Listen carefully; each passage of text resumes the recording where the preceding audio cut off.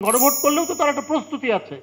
আপনি এটা অক্টোবর, আগামী মাস নভেম্বর, তো আপনি আগামী মাস নভেম্বরে একটা গণভোট তৈরি করতে গেলে এর যে আয়োজন, এর যে প্রস্তুতি, এটা মানে সারা দেশের মানুষকে এই সম্পর্কে সচেতন করা, ওটা তো এক মাসে সম্ভব নয়।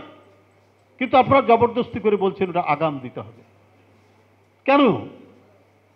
মানুষ তো এই প্রশ্ন আপনাদেরকে করছে কেন, যে কাজটা সহজে করা সম্ভব সেই কাজটাকে আপনারা টেনে হিচড়ে বিলম্বিত করানোর চেষ্টা করছেন। অর্থাৎ মনে হচ্ছে যে আপনারা যে জাতীয় নির্বাচন, জাতীয় সংসদ নির্বাচন, সেই নির্বাচনটাকেই আপনারা প্রলম্বিত করতে চাচ্ছেন বা কোনোভাবে এটাকে এলোমেলো করতে চাচ্ছেন। এইটা আমার মনে হয় ওই রাজনৈতিক দল সহ কিছু রাজনৈতিক দল তারা বোধহয় কোনোভাবেই নির্বাচন চাচ্ছেন, কারণ এদের অতীত ইতিহাসে নির্বাচন গণতন্ত্রের প্রশ্নে এদের কোনো কমিটমেন্টই নাই। এটা প্রমাণিত। এটা একটি রাজনৈতিক দল বলেই যে আমরা শুধু বলছি, বলার কথা ওই জন্য বলছি তা না। এর প্রমাণ 86 সালে দেখেছেন না? সবাই বলল এরশাদের অধীনে নির্বাচনে যাব না, শেখ হাসিনা চলে গেলেন, তারপরেও সেই ইসলামী দলটি চলে গেলেন, বেগম জিয়া যাননি। যে কথা দিয়েছেন সেই কথা রেখেছেন।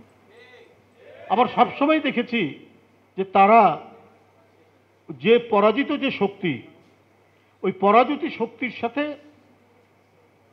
তাদের কোথায় যেন একটা ঐক্য আছে। এমনি আপাত দৃষ্টিতে খুবই গর্বী, প্রতিনিয়ত জঙ্গি টঙ্গি বলতো তাদেরকে, কিন্তু আলটিমেটলি গিয়ে তারা একসাথে। আপনার 86তেও একসাথে তারা নির্বাচনে গেল, আবার 95 সালেও তত্ত্বাবধায়ক সরকারের জন্য তারা একসাথে আন্দোলন করে, একেবারে জ্বালাও পোড়াও আন্দোলন করে, পুলিশ হত্যা করে তারা কাজ করল। প্রত্যেকটা সময় আমরা দেখেছি। আবার আপনি দেখেন 2008-এ যে নির্বাচন, 8 নির্বাচনে দেশনেত্রী বেগম খালেদা জিয়া নেতৃত্বাধীন বিএনপি যেতে চায়নি, যেহেতু তারা তখন জোটে ছিল, তারা চাপ দিল যে না হলে আমরা চলে যাব। বাধ্য হয়ে যেতে হয়েছিল, কারণ শেখ হাসিনা ওই নির্বাচন করবে। এবং মুজাহিদি সাহেব তিনি একবারই অনেকটা ধমকের সুরে বললেন যে এটা যদি বিএনপি যদি না যায় আমরা যাব। কি পরিণতি হলো? পরিণতি হলো তাদের 5-6 জন নেতার গলা চলে গেল। কিন্তু তারপরেও তারা কেন জানি হাসিনার প্রতি, আওয়ামী লীগের প্রতি তাদের লেজ ধরে চলতে তারা খুব ভালোবাসে।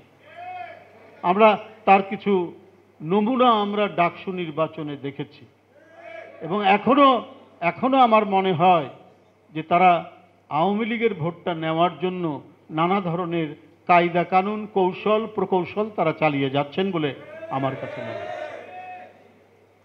মনে হয়েছে।